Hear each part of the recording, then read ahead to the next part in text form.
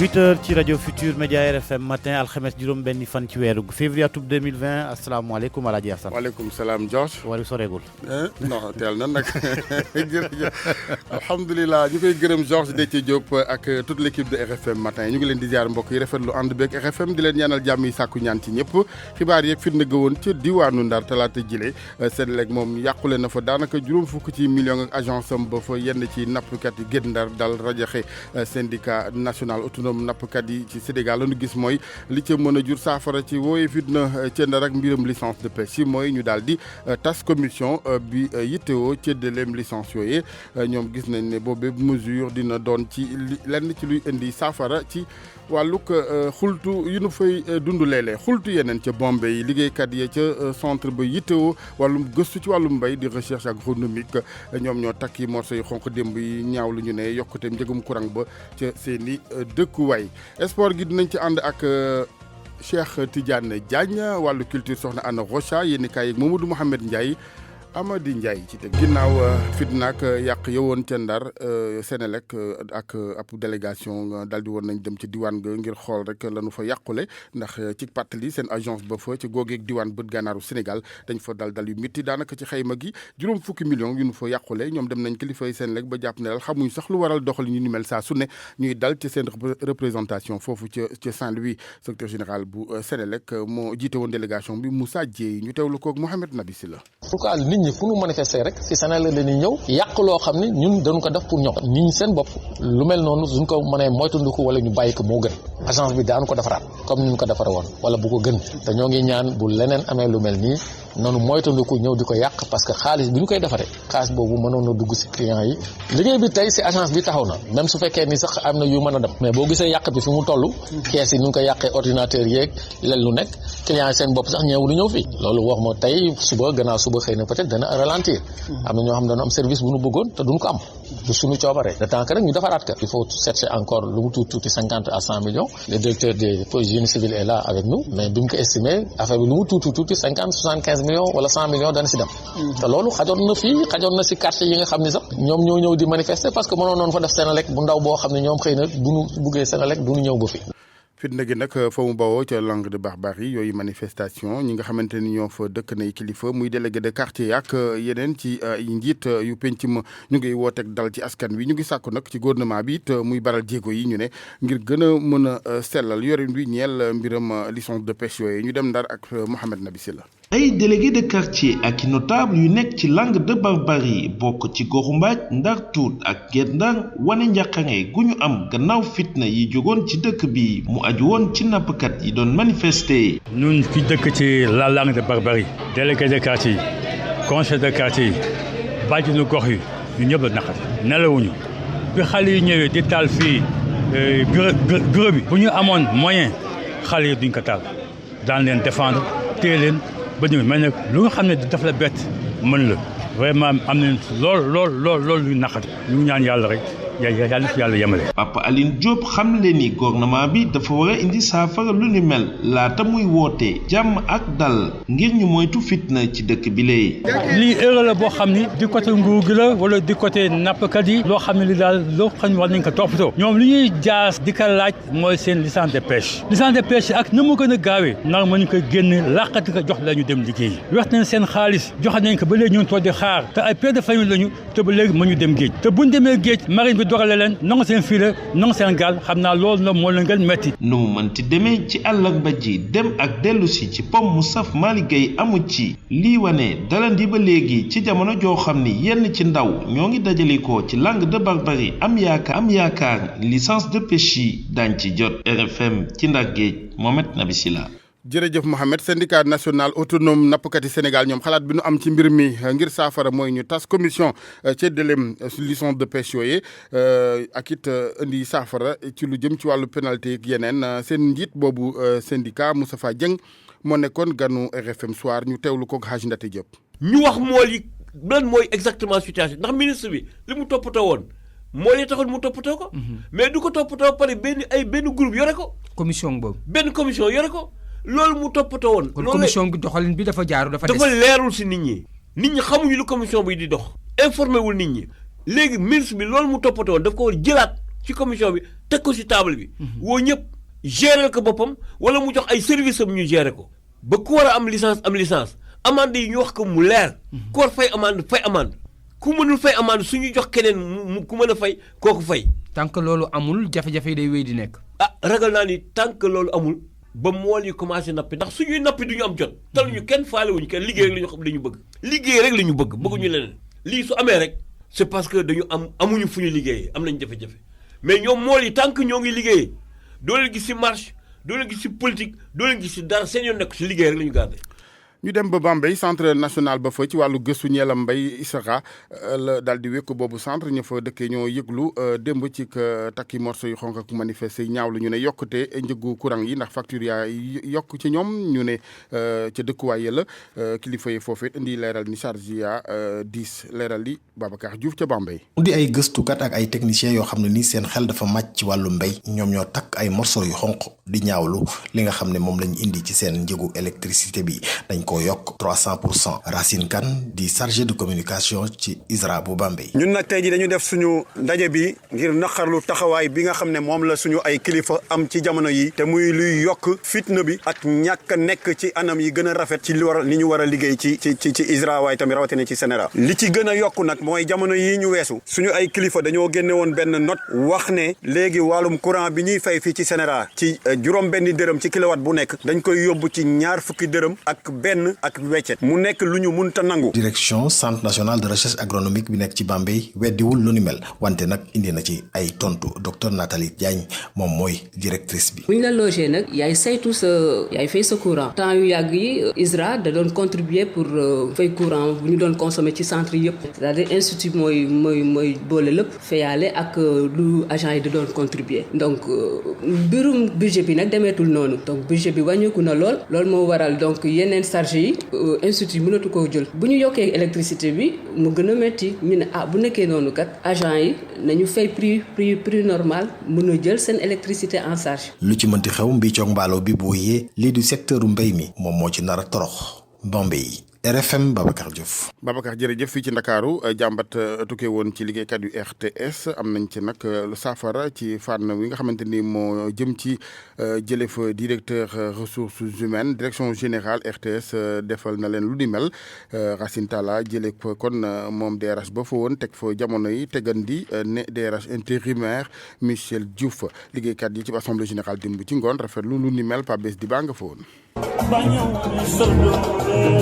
ambiance buy nuroog fête xar kanam yu yañ li ko waral di notu directeur Racine Talla bi ne jeexal na liggéeyu Alioune Thiam mi nekkoon directeur des ressources humaines résolution bi nag ki ko liir mooy Abibou Mbaye ñoom ñu ci wax liggéeykat yi ne dafa mel ni gën nañ ci bu mu njaam. directeur général bu RTS wooñu xamal leen ni takkal na ndombo tànk bi nga xamante ni moom la Alioune Thiam yoroon tekki na ko muy mel ni directeur général dafa wuy ji ci woote bi nga xamante bi dañ ko woo ak laaj bi nga xamante ni bii agent yi dañ ko laaj ngir Alioune Thiam jóge fii lii nga xamante ni nag am na tey muy départ Alioune Thiam ku ne xam na ni day delloo si jàmm ci RTS day féexal xolu agent RTS dafay jeexal nooteel fii ci RTS ndax mi ngi mel ni ku ñu takkoon ay chaîne jàpp la jaam te ñu teggi ko. ñaari semaine mobilisation liggéeykat yi moom moo dàqalu DRH bi Alioune Thiam dem na ñu mel ni ñoom liggéeykat yi di lalal tapis rouge Michel Diouf mi ko nar a remplacer ci intérim bi waaye ñàkkuñ nag di koy artu Moustapha Cissé mooy secrétaire général section Synpics bi. kii nar a ñëw dañuy xaar ci moom gën a jege agent yi préserver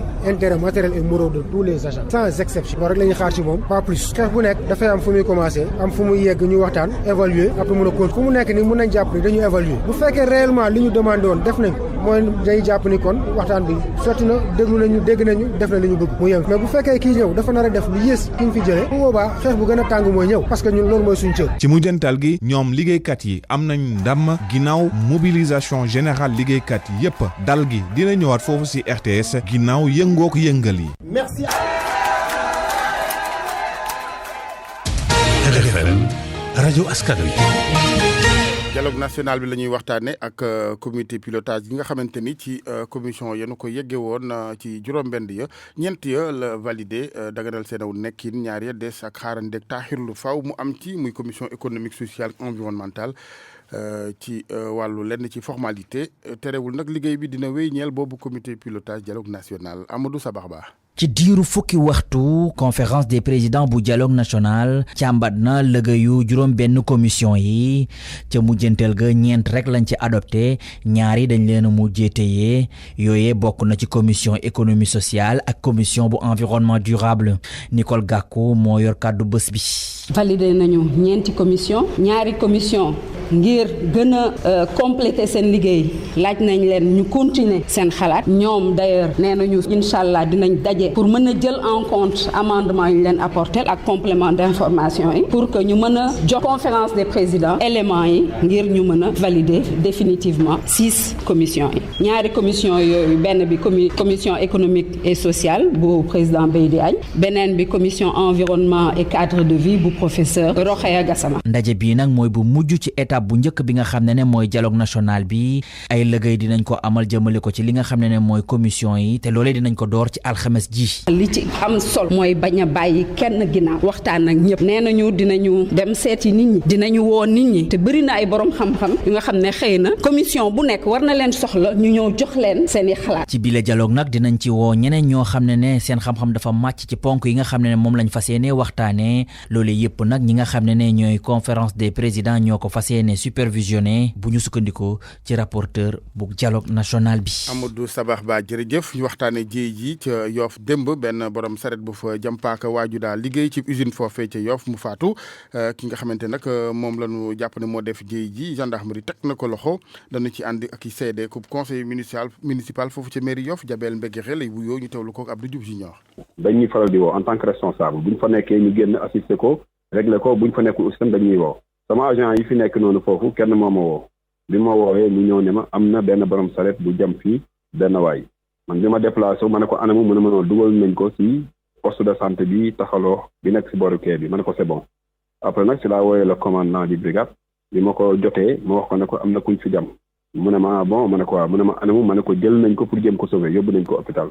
bi ma waxee loolu bi ma ñëwee ba si du kee de si poste de santé bi ñëw gis naa ki nga xamante ne moo jam ki ñu jam yóbbu nañ ko bi ñu ñëwee bi ñu taxawee tuuti après la am information ne ki ñu doon yóbbu bi mu yegg Philippe mu jéem a décédé mu jéem a gaañu léegi par la suite aussi moom mi nga xamante ne moom moo jam moom dafa ay information yi mu joxe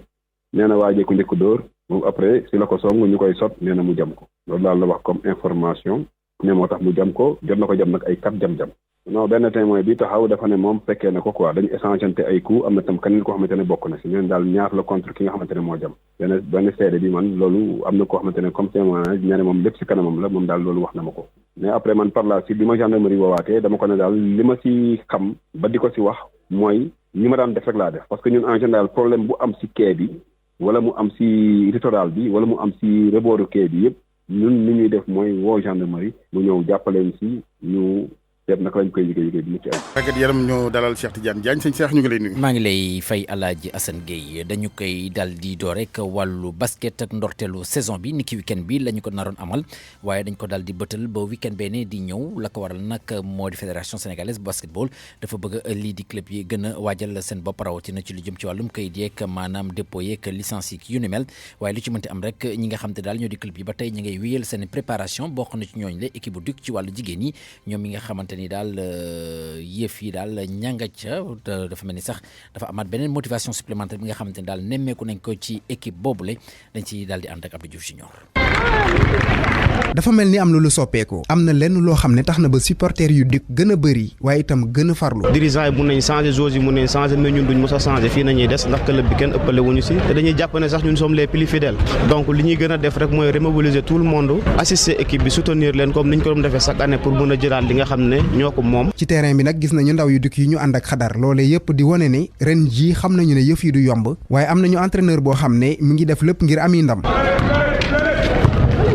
kuy joué fii moom yaakaar naa ne loolu rek nga bëgg mooy gagné championnat bi loolu ko yeneen équipe yëpp bëggee dama gëm leen rek mooy que liggéey moo koy maye. moom El Hadj Diop li mu bëgg moo di gagné ay match waaye nag championnat bi mu ngi ci bopp bi. match bu ma war a joué ma concentré wu si match boobu gagné ko léegi nag bu ñu demee nag ba yegg nag ba si jeexital ba moom fin championnat bi bu ñu yàlla mayee ndam aussi ñu sante ko yàlla rek. am na nag gune yu jigéen yoo xam ne nekkoon nañu ca Duc dem nañu mu indi yeneen yu bees yoo xam ni yaakaar bi mu wékk ci ñoom bari na El Hadj Diop. wër nañu am nañu ay joueurs benn muy Ndumbe bi jógee Saint-Louis Basket Club keneen ki di Yaxi Laalo bi nekk jógee Saltigué ñoom ñëpp nekk ay xaleel ak Yaama bi nekkoon révélation bi daaw géej donc man ñooñu itam am yaakaar ci ñoom si lu bëre parce que ay xale noonu mën nañ basket mën nañ li ñuy def donc ñu leen di jëm a bunge ba nga xam ne daal li ñu bëgg si ñoom daal dinañu ko defal. tàggatu bii nga xam ne nag fekkee nañu ko dafay wone rek ni ren jii ñoom waa DUC noppi nañu ngir ami ndam. Abdou Diouf junior ñu daal di waxtaane bi la yoon wàllu football ak lii di affiche quart de finale Ligue africaine des clubs champions tirage au sort bi nag ni ki démb lañ ko doon amal ca Caire di capitalu Égypte Espérance de Tunis mi nga xamante ni daka tegle ñaari yoon jël ko moom dina tase ak doomu Égypte yi di waa Zamalek mi nga xamante ni ñoom ñoo éliminé woon Génération Foot jàpp ni sax fukki fan ak ñeent ci weeru février ñaari équipe yooyu lii di Espérance de Tunis ak Zamalek bu Égypte dañu tase ci finale Super Coupe africaine. yeneen affiche quart de finale yi nag danañ ko daal di amal itam diggante Wydad Athletic Club bu Casablanca bu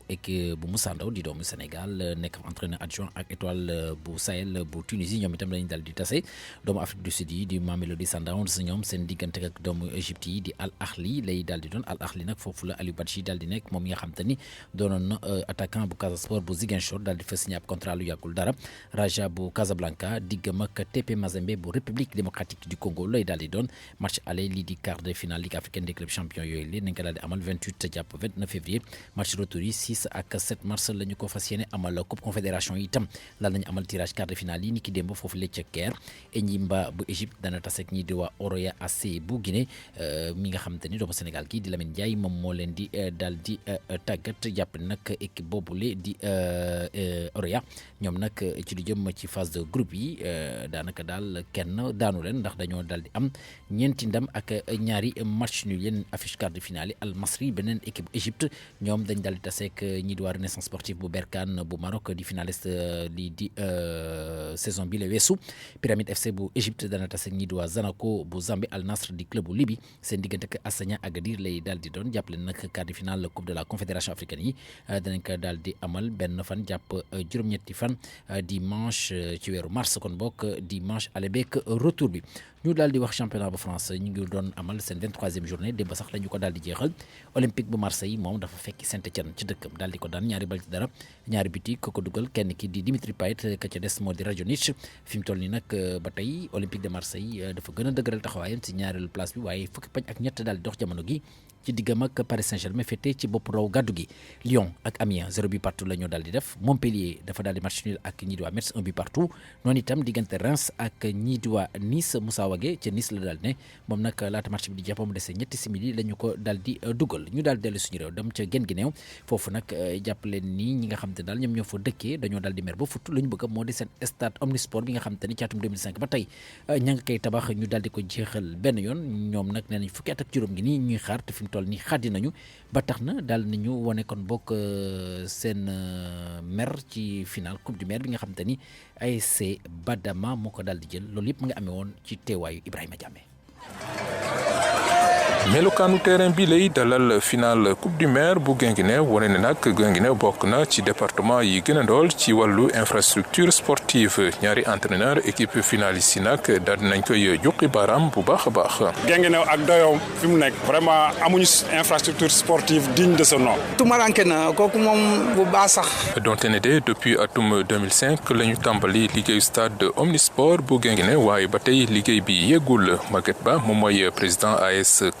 mais 2005 ba 2020 xamuñu lan moo ko retenir parce que def nañu clôture bi def nañu terrain multifonctionnel bi def nañu grille protection yi commencé woon nañ tribune bi mais malheureusement bi ñu commencé tribune bi ba léegi dafa taxaw. ci gis-gisu kii di président AS Badama nag dara waralul blocage bi lu dul mbirum politique. ñu ngi ñaan daal autorité yi surtout le ministre des sports nga xam ne ñëw na fi ba dugg ci stade bi ba xool ko xam na ne fi ñu toll nii li ñu jot a def moo di ëpp foofu li des mu dimbali ñu stade bi mun a àgg ak jàmm ak salaam ndax Guinguinéo tam am stade bu baax. waaye nag final bi joué nañ ko ci sportivité ak fair play ci teewaayu mbooloo mu bëri maire bi di koy rafetlu. ndax nawetaan dañ ko def pour nit ñi fo mais gis nañ ne bi mu ubbee ba léegi xale Guinguinéo yi ci feet lañ ko def ba ñu egg tey ci bés bi nga xam ne mooy tëj nawetaan yi benn problème amul Guinguinéo mu doonoon kon juróom benneeli édition coupe du maire bu Guinguinéo AS Badama bu Farabougou jël na ndam la ci kaw AS Campement ci ñaari but ak benn Ibrahima Diame Guinguinéo rajo Futurs Médias. ok Alaaji Assane fii lañ koy daal di yamale xibaaru tàggat yaram. jërëjëf sëñ Cheikh Ibrahima ci lu wuuteeg sport gi yeggeen xibaar ci diwaanu Kaolack bi yoon ñeel ak lakk goo xamante ni mu ngi am ci suba teel gi ci restaurant bu gën a siiw wala bokk ci gën a siiw ca diwaan ga centre ville chez Mati ca Léona centre ville la kon boobu restaurant moo lakk ba jeex tàkk donte sapeur yaa nga fa woon mujjuñ fa sowe lu bari ndax ñu ngi sax xayma yàqu-yàqu yi ci fukk ci million du ñàkk ñu àndat ci yéen ci yeneen jotaayu xibaar ak Ibrahima Diame.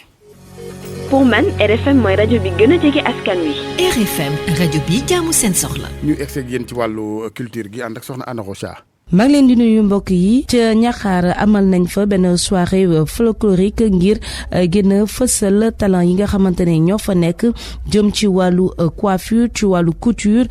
pecc waaye itam woy soirée boobule kon ki ko taxawal nee na pour gën a fësal mën-mën yi foofee ca Ñaxaar leeral yi ak Aminata Goudiaby. xumboon na loolu ci place publique bu Ñaaxaar coiffeuse tailleur fecckat ak itam waykat ñoom ñëpp nag jaabante nañ ci podium bi ngir rek wane seen mën-mën talent bi nga xam ni moom moo nëbbatu te nekkee ci artisan yeeg artistes yi nekkee ci commune bu Ñaaxaar lépp la ñu wane Xadi nag di ab coiffeuse bu sawar loolu di kontaan ci organisation guddi gi ñuy woowee nuit des talents. yokkute waa Ñaaxaar la maa ngi koy doog a fekkee waaye neex na ma trop coiffure moom dama ko bëgg ci sama xol. Pape Ndiaye moom ab tailleur la. di ngeen gis ay modèles yu doy waar daal yoo xamante ni yaakaar naa ne fooguñu ko fi woon daal. won leen rek waa Dakar mënuñu dara lu ñu mën waa Dakar sax xaajaatam mënuñu ko parce que lu bëri gaan day jógee Dakar ñëw ci ñun ñu koy réparer. nuit des talents bi nag bi mooy ñaareelu édition ñu koy organiser foofee ca Ñaaxaar ki nga xam ne nag moom mooy promotrice bi di Mariam Sène moom nee na lim ci bëgg rek mooy may ab cadre boo xam ni ndayu Ñaaxaar yi dañ ciy wane seen talent. Ñaaxaar am na talent et on est là pour vraiment accompagner la jeunesse ak lépp lu nga xam ne vraiment dina jëmale Ñaaxaar kanam muy culture éducation et tout guddi bi tey lépp la ñu boole def dañu ko initié woon pour la promotion des coiffeuses ak des tailleurs wane que au lieu que la population ñuy dem tout le temps si biti di uti ay coiffeuses ay tailleurs ñu rester fii lépp lu ñu soxla am na fii y a de vrais talents fii ci dëkk bi et noonu lañ mun a def pour dëkk bi jëm kanam. ngir rek gën leen yokk góorgóorlu ba soirée ba jeexee ñi nga xam ne ñoom ñoo gën a wane xarañte dañ leen a joxoon ay trophée. ci agenda alxames ji dañu amal présentation téere bu mujj bu Barbara Krippendorf daal di bind mu tuddee boppam Maam Seynabou téere boobu nag mu ngi tudd Ma sopp Sénégal ndaje bi jàpp nañ ko bu 11h jotee ci centre culturel Blaise Senghor di leen jaajëfal bu baax a baax ci déglu bi dig daje ëllëg incha allah.